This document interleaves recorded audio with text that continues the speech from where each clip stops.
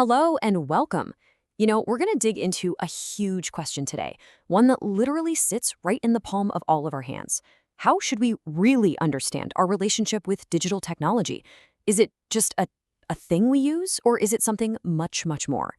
All right, let's get into it. So let's start with this. Think about your phone. Is it just a tool you pick up and put down, kind of like a hammer? Or has it become the very lens, the glasses, that you see and interact with your entire world through? This one question, right here, sets up two completely different ways of seeing our digital lives. Okay, let's start with the familiar one, the perspective we probably all use by default, and that's viewing technology as a simple, external object. The thing in your hand. Now, if you want to get philosophical about it, this is called being in itself. It's basically the idea that tech is just made up of separate concrete things. Your laptop, your phone, your smartwatch, they're all just tools, right? They have specific functions, we can measure them, we can control them, and we use them to get stuff done. It's a very straightforward, logical way to look at it. And this view makes total sense when you look at how the tech actually works, right? It starts by capturing a physical signal, like the sound of my voice. Then it does this thing called discretisation, which is just a fancy way of saying it chops that continuous sound wave into a series of zeros and ones. That binary data gets processed, and boom, you get a clear, functional output, like you hearing this right now. It's a machine just doing its job. So yeah, that's the simple, objective, mechanical view.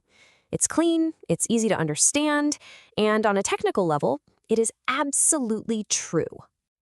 But, and this is a huge but, if that's all there is to it, how do these objects manage to fundamentally change who we are, how we think, how we experience life itself?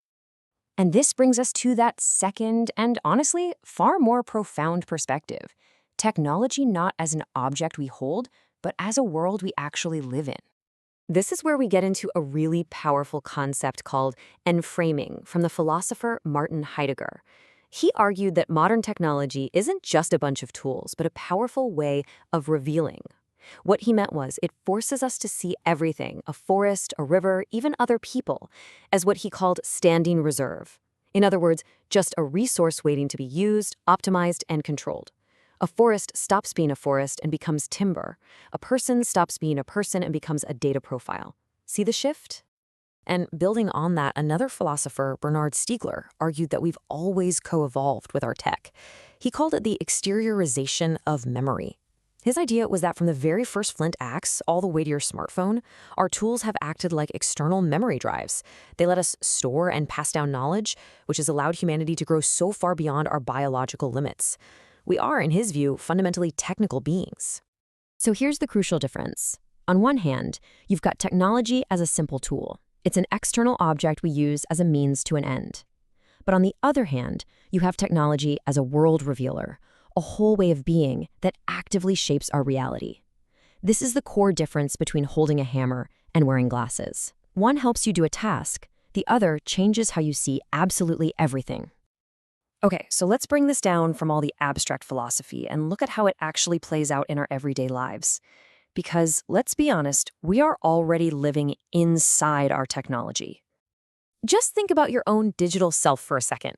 Your social media profile. That isn't just a list of facts about you. It's a performance of your identity. All those digital traces you leave behind, they become an extension of who you are. The online groups you join create real feelings of belonging. These virtual experiences, they aren't fake. They are real experiences, and they are absolutely shaping who you are. This quote, right here, just nails it. We don't just use these tools anymore. They've become extensions of our own minds, altering our attention spans, how we remember things, how we understand each other. We are literally thinking through them. And that is the fundamental shift we're all living through. It's no longer just about living with technology as some convenient accessory. We are increasingly living in the digital worlds that technology creates and maintains for us. So what does all this deep integration actually mean for us? Well, this new way of being is a classic double-edged sword. It has incredible potential, but also some pretty significant peril. On the one side, you have this amazing revealing power, right?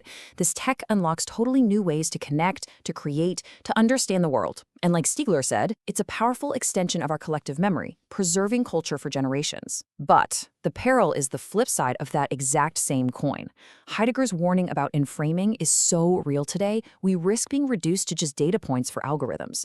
And that total immersion can lead to a loss of critical awareness, really undermining our ability to just think for ourselves. So, where does that leave us living inside this brand new world? Well, it leaves us with a choice. We can't just be passive consumers anymore. We have to become active participants in navigating our own digital future. So here's a potential path forward. First, we have to recognize this dual nature, that our devices are both simple objects and powerful world shapers. Second, we have to cultivate mindful engagement, becoming truly aware of how this tech is influencing us. And finally, we've got to realize that the small choices we make every single day about how we use this tech, they are actively shaping the kinds of people we're all going to become. Ultimately, the key isn't to pick a side. It's not about rejecting technology or just blindly embracing it.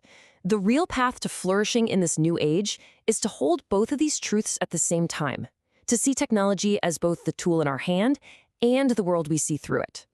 So the final question we're left with isn't a simple one of, is it good or is it bad? It's actually far more personal and way more profound. The real question is, knowing its power to shape you, how will you choose to exist in your digital world?